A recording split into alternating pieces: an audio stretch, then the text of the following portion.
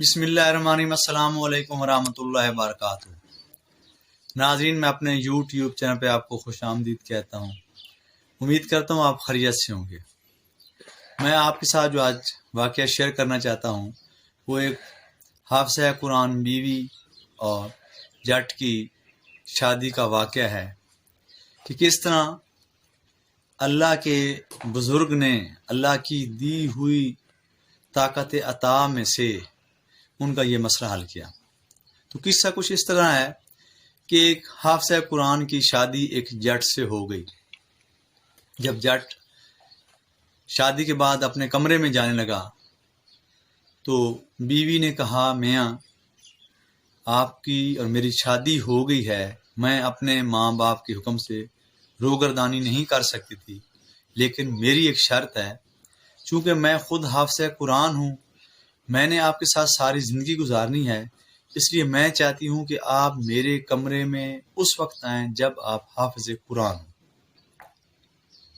اب جٹ پریشان ہو گیا، بڑی مشکل سے شادی ہوئی تھی، آگے سے نئی افتاد پڑ گئی حافظ قرآن والی، ایک پارہ بھی نہیں بلکہ پورے 30 پارے حفظ کرنا۔ جٹ پریشان ہو کر جائیں بائیں جو نزدیک درس تھے وہاں پہ درسوں میں جانے لگا۔ ایک درس والوں سے بات کی، یار یہ میرا مسئلہ ہے، کس طرح حل ہو سکتا ہے؟ تو انہوں نے کہا، بھائی کم از کم 2 سال کا عرصہ لگ جائے گا آپ کو قرآن پاک حفظ کرنے میں۔ دوسرے درس میں گیا تو وہاں سے جو حافظ تھے انہوں نے کہا، بھائی اگر بہت زیادہ بھی محنت کر لو گے تو کم از کم 6 مہینے آپ کو لگ جائیں گے قرآن پاک حفظ کرنے میں۔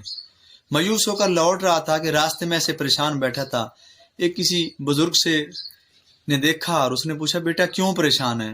اس سے اپنا ماجرا سنایا۔ بابا اس طرح بڑی مشکل سے شادی ہوئی تھی، بیوی حافظہ قرآن ہے، اس کی شرط یہ ہے کہ میرے کمرے میں اس وقت آنا جب تم حافظ قرآن ہو۔ درس والوں کے پاس گیا ہوں تو کسی نے 2 سال کہا ہے، کسی نے 6 ماہ کہا ہے، اب پریشان بیٹھا ہوں۔ اس نے کہا، بیٹا پریشان نہ ہو، یہ دنیا مدار کے درسوں والے کے کام نہیں ہے، آپ تونسا شریف میں چلے جائیں، وہاں پہ حافظ جمال اللہ صاحب کا درس ہے، وہ انشاءاللہ آپ کا مسئلہ حل کریں گے۔ تھوڑی سی اس میں ڈھارس بندی، وہ وہاں سے چل پڑا، تونسا شریف میں پہنچا حافظ جمال اللہ صاحب کے درس میں۔ جب وہاں پہ پہنچا تو حافظ صاحب سے ملا، اس سے اپنا مدعا بیان کیا کہ اس طرح میری شادی ہوئی ہے، حافظ قرآن بیوی ہے، اس کی شرط یہ ہے، درس والا کوئی 2 سال کہتا ہے، کوئی 6 مہینے کہتا ہے، میں بڑا پریشان ہوں، کیا کروں؟ اس نے کہا، بھائی پریشان نہ ہو، رات یہیں پہ گزار، اور جب میں صبح کی نماز پڑھاؤں تو میرے پیچھے دائیں طرف صف میں کھڑے ہونا، انشاءاللہ آپ کا مسئلہ حل ہو جائے گا۔ جٹ رات وہیں پہ گزارتا ہے، اسی شش و پنج میں رہتا ہے کہ کہاں 2 سال کا عرصہ، کہاں 6 ماہ کا عرصہ، اور یہ بزرگ کہتے ہیں کہ ایک رات کی بات ہے، آپ ٹھہر جائیں۔